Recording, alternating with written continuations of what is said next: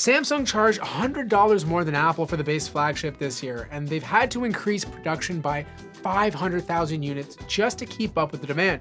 So what exactly is the Galaxy S26 doing that makes people pay more than the iPhone 17? And look, I usually give the win to the Galaxy when I compare base models, but this time it's different. And the iPhone 17 was already Apple's biggest upgrade to the base iPhone in years. ProMotion, dual 48 megapixel cameras, faster charging. Now from a design standpoint, the Samsung looks like a Samsung. Squared off edges, flat sides, matches the rest of the S26 lineup. It's lighter and thinner, 167 grams and 7.2 millimeters compared to the iPhone 17 at 177 grams and 8 millimeters thick. The iPhone is a tiny bit heavier, but honestly, it feels more comfortable to hold. The edges are softer, more contoured. Both phones are aluminum this year, which is worth calling out. Samsung moved away from titanium on the Ultra. Apple moved away from titanium on the Pro. The entire industry collectively decided titanium wasn't worth the extra cost. The iPhone does give you 2 extra buttons. You have the action button on the left, which you can map to any shortcut, and the camera control on the bottom right, which launches your camera instantly. Now, I personally don't use camera control much, but some people absolutely love it. The bigger difference is how you unlock these phones. Face ID on the iPhone is more accurate and more secure. There's an infrared sensor, so it works perfectly in the dark.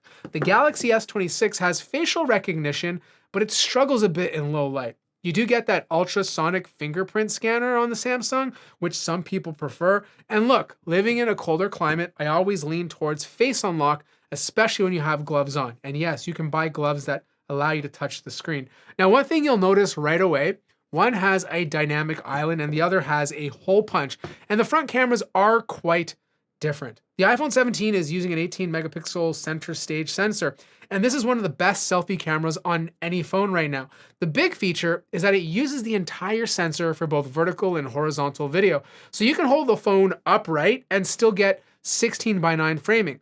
This just looks way more natural when you're walking and talking. On the Galaxy, you have to hold it sideways for widescreen, which shifts you off center. Now, Dynamic Island lets you interact with live activities. Tap to jump back into music. Timers, navigation. Samsung has their own version of this in the corner. I actually like some of Samsung's animations better, like the fold car pop-up looks nicer, but functionally neither is dramatically better than the other.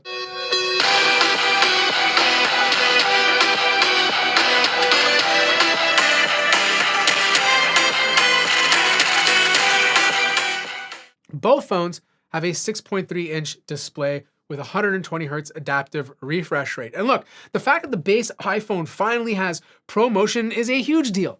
This is the first time a non-Pro iPhone has ever gotten adaptive 120 Hz and always-on display. That gap existed for years, and Apple has finally closed it.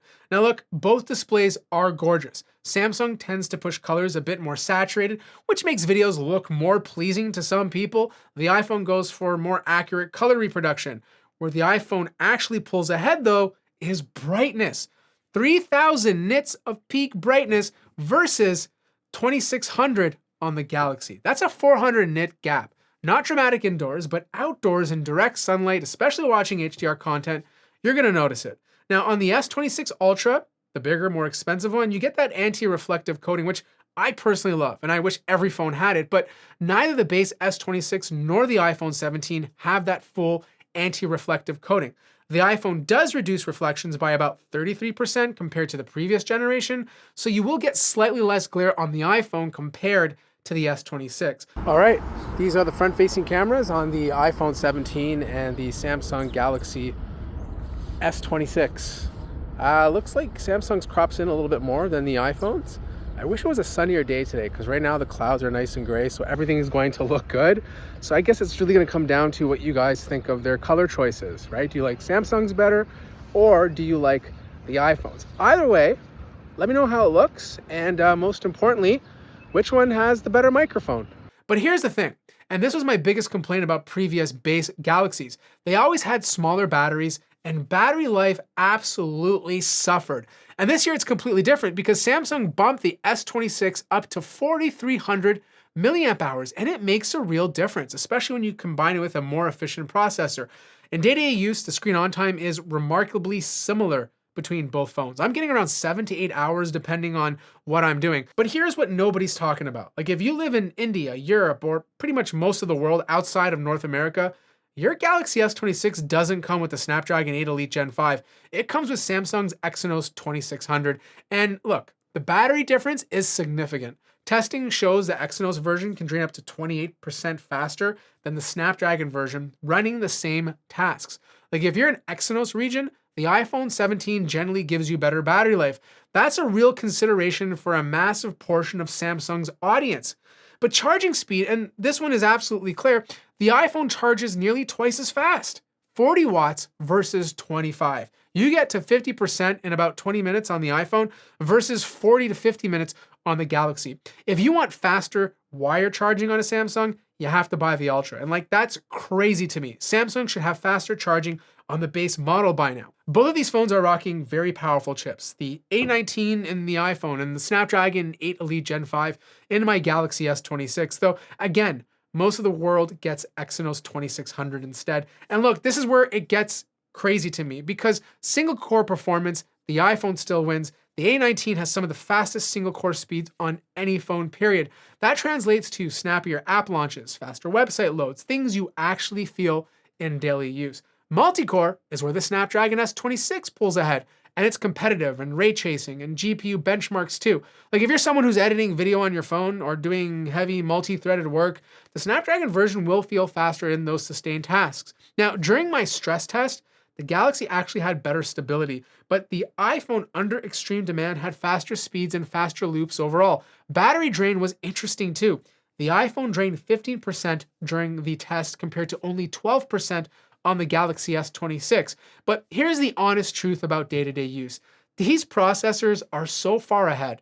And now that it's hard to buy a slow phone, like checking emails, scrolling, gaming, like they're both going to feel ridiculously fast, especially because they both have 120 hertz displays. Like if gaming is your top priority, the iPhone gives you better frame rate consistency. The Galaxy is more than capable, but Apple still edges out in gaming optimization. I should also mention that if you want a full-fledged desktop experience in a pinch, you can load up Dex on your Galaxy S26. This will give you proper windows to work in and more screen real estate to use. This could be the difference for some people of only having to carry one device instead of two, or even just having to save a lot more money. But let's talk about what's most important to a lot of people. The cameras. And the Galaxy S26 has 3 cameras, 50 megapixel wide, 12 megapixel ultra wide, and a 10 megapixel 3x telephoto. The iPhone 17 has 2 48 megapixel cameras, a wide and an ultra wide. During the day, they process images differently. The Galaxy tends to introduce a bit more magenta, is more aggressive with sharpening, and likes to brighten up images. The iPhone is warmer, more contrasty, just a different style. There's no wrong answer here, honestly. It really comes down to what you personally prefer. Where the Galaxy does win though is obviously zoom. As soon as you pass 2 times, the iPhone has to crop in, but the Galaxy at 3 times is using a real telephoto lens. You just get cleaner shots. At 10 times, the Galaxy is still producing usable images while the iPhone falls apart. Digital zoom goes up to 30 times on the Galaxy versus 10 times on the iPhone. Though honestly, 30 times is very pixelated. It's useful for reading a sign in the distance, but I wouldn't use it for actual photos. Selfies, both are good. Again, the Galaxy sharpens a bit more aggressively. Colors are close. Video is where the iPhone consistently wins. It's warmer, more contrasty, and the stabilization and color consistency are still best in class. The one thing the Galaxy does really well is give you pro options on the base model. You want log recording? You get it on the S26. On the iPhone, you need to buy the Pro to get that. For some creators, that actually might matter. Nighttime photography is interesting. The Galaxy's telephoto obviously gives it better night zoom shots. If you're shooting at 3 times or 10 times in the dark, Galaxy wins. But the main camera at night, I find the Galaxy tends to over-sharpen things again, and you notice it more in low light. Samsung also tries to make night shots look brighter, almost like daytime, whereas the iPhone preserves the mood darker, contrastier, warmer. I personally prefer the iPhone's approach. There's also more noise creeping into the Galaxy night shots, especially in video. Now I gotta talk about AI. I do use AI, but I really don't use phone AI. Like when I want it, I'm opening up Claude or ChatGPT or Gemini as an app. Most of the baked-in phone AI features I personally find pretty gimmicky, things I might use once a year. That said, If on-device AI matters to you, Samsung is way ahead, right? Like Galaxy I gives you photo assist for prompt-based editing, audio eraser for cleaning up video noise. Now you have Nudge for contextual suggestions, and you can combine Bixby, Gemini, and Perplexity as AI backends. Samsung is generally trying to make your phone do things for you.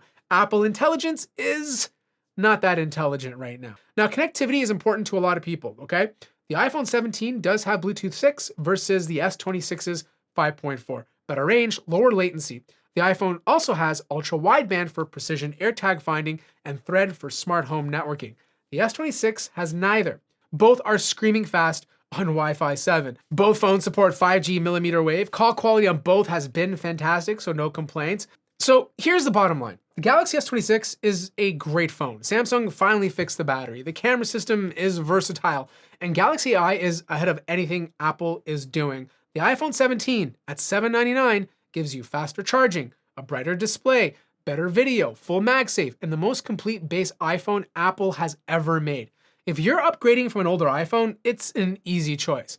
The S26 makes sense if that telephoto lens is a must-have for you, if Galaxy AI matters, if you can get a crazy trade-in deal. And this is important if you're getting the Snapdragon version. If you're an Exynos region, the iPhone becomes even more compelling because of the battery. Every year, I compare these two phones, and every year Galaxy makes it easy. This year, Apple made it hard. Either way, that wraps up my comparison between these two awesome phones. Let me know which one you're choosing, and look, if you have any questions, drop them down below. Like the video if you liked it, subscribe if you haven't already, and I'll see you guys in the next one.